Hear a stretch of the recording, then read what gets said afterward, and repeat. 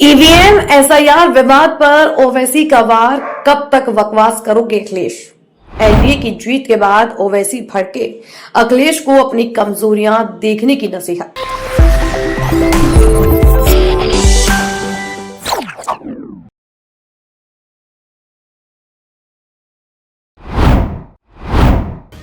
ओवैसी ने ईवीएम और एसआईआर पर ठीकरा फोड़ने के बजाय अपनी कमजोरियों पर ध्यान देने की सलाह दी।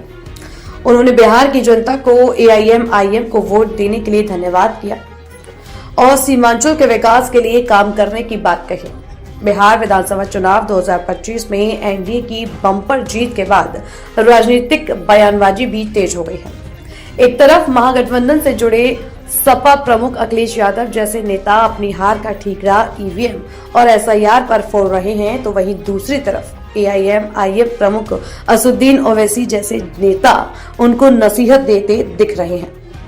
बिहार में ओवैसी की पार्टी ने 5 सीटें जीती हैं। उन्होंने कहा, मैं बिहार की जनता को एआईएमआईएम को वोट देने के लिए धन्यवाद देना चाहता हूं। मैं उन 5 सीटों पर जीत हासिल करने वाले सभी उम्मीदवारों और पार्टी सदस्यों को इतनी मेहनत करने के लिए धन्यवाद और बधाई देना चाहता हूं। हम सीमांचल के कल्याण के लिए काम करेंगे। इसके साथ ही उन्होंने अखिलेश यादव पर हमला करते हुए कहा, मैं इतना बड़ा राजनेता नहीं हूं, लेकिन मुझे नजर आ रहा था कि ये नतीजे आ सकते हैं। हाँ, इतनी उम्मीद नहीं थी कि ये लोग 200 के पार चले जाएंगे। अब उनको सोचना है, अगर वे वही पुराना रिकॉर्ड शुरू कर देंगे कि ओवैसी जिम्मेदार है तो बहुत अच्छा है। सच हो गई जिसका खदशा था मेरे को, तो अब ये उनको सोचना है कि क्यों वो लोग बीजेपी को नहीं रोक पा रहे।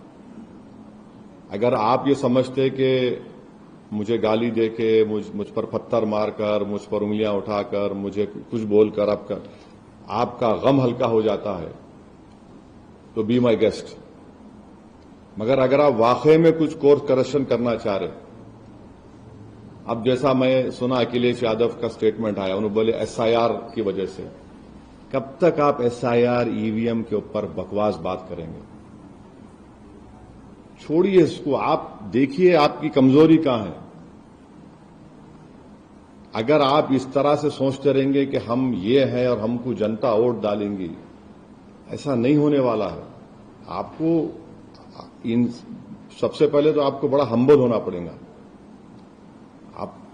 अगर आप ये समझेंगे कि हम राजा हैं और वोटर हमारी प्रजा है, तो वो जमाना खत्म हो गया। अगर बिहार में इलेक्शन लड़ते हैं तो ये कहा जाता है कि वोट करने के लिए आए, जबकि जनस्वराज ने खाता भी नहीं खोला, तो आप इस पर क्या कहना चाहिए? एक बात सुनिए, अगर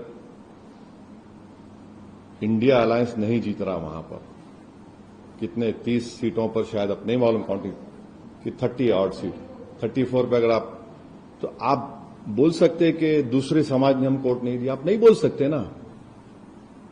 क्या आप बोल सकते इस कास्ट ने हम वोट नहीं दिया? आप नहीं बोलते।